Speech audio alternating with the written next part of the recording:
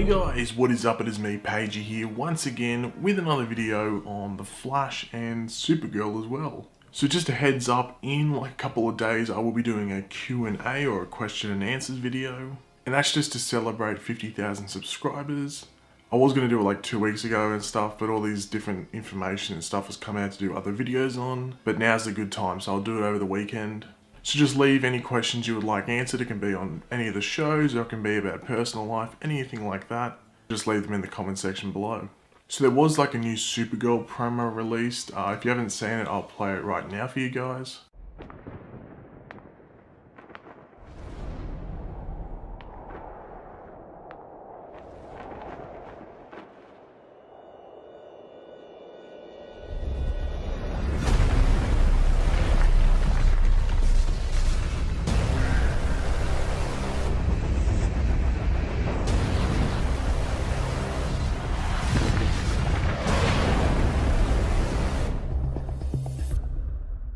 So as you can see, that promo wasn't much, like it wasn't anything special to do a video on, so I just thought I'd show it in this video instead of, you know, just making like a random 2 or 3 minute video just to show that and talk about that.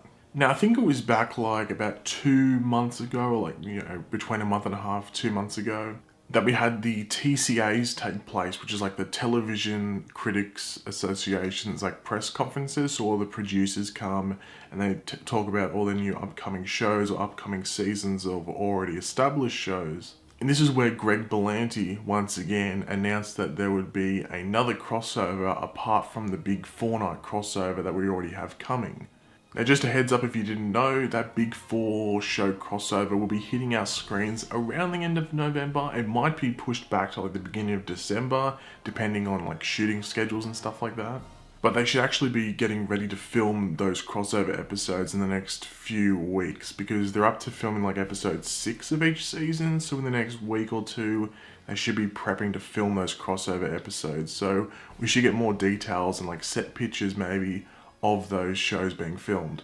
Anyway, as I said, there is another crossover other than that 4-show one that I have just talked about, and that is obviously the musical crossover between both The Flash and Supergirl.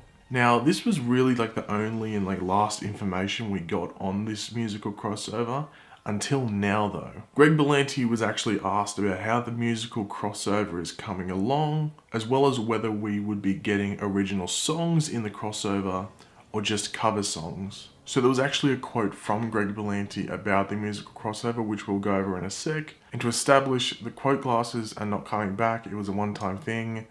People got angry about it. I don't know why, but anyway, they're dead now. Okay, they're dead. Anyway, so this is what Greg Berlanti said. Next week, we'll have to start talking about clearing music. I have a few ideas for tone and style in my head, but we're just starting to talk about what that can be. I do want to try and get an original piece of music written. As we make a deal on that, we'll probably make some announcements on the original song. There are some writers I'm incredibly excited to work with. So it is pretty interesting to hear him talk about the musical crossover in this way, as when it first got announced, it was very like a mixed response or a mixed reception. Some people just hated the idea, some people were like lukewarm in it, and then some people were really for it. I would be lying if I said that I loved the idea at first, but I am slowly growing onto the idea of a musical crossover between The Flash and Supergirl. It would obviously have to take place in like a dream or different reality, just for it to make, you know, sense, if you know what I mean. Possibly with like a music-based villain, such as Music Master, who has been brought up a lot since the announcement of this crossover.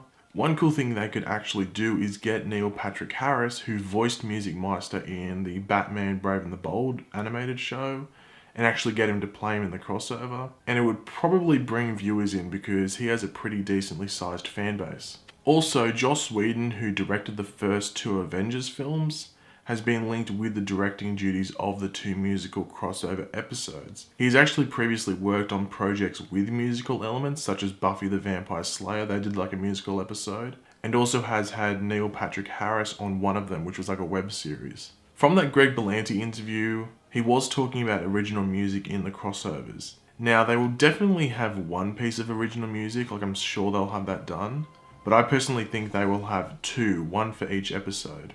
And the rest of the music will be cover songs, similar to what they do on Glee, And one question that's been brought up around the cover songs is, will they have to pay for the music?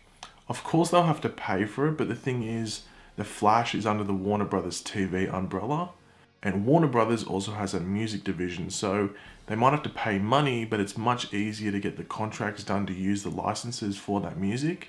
They might not have to pay as much, or they might get it for completely free because they're promoting the song. Now, one question I've seen a couple of times as well has been why it is only Flash and Supergirl and no like Arrow in this musical crossover. I think the answer to that one is pretty obvious if you've seen anything like behind the scenes in both of these shows or just know the different actors in their past. Supergirl and The Flash have like similar tones while Arrow doesn't, as well as the fact that The Flash and Supergirl have very musically talented cast members for the most part. Like there's a couple obviously on both shows which don't have musical theatre background or might not be able to sing. But like Arrow only has two from my count that I can remember off the top of my head, and one of those is John Barrowman, who plays Malcolm Merlyn, and the other is Katrina Law, who's like just a guest appearance every now and then, and she's the actress that plays Nyssa. So I think it makes complete sense why Arrow isn't involved, but you never know though, some of the Arrow characters may show up in the crossover if they have the time. I doubt it, but you never know.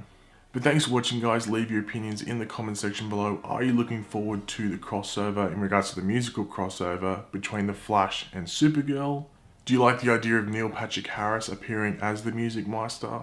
And also make sure to leave any questions for that Q&A, which I'll do over the next couple of days. If you enjoyed the video, make sure to leave a like and subscribe if you're new. I'll catch you later guys, and goodbye.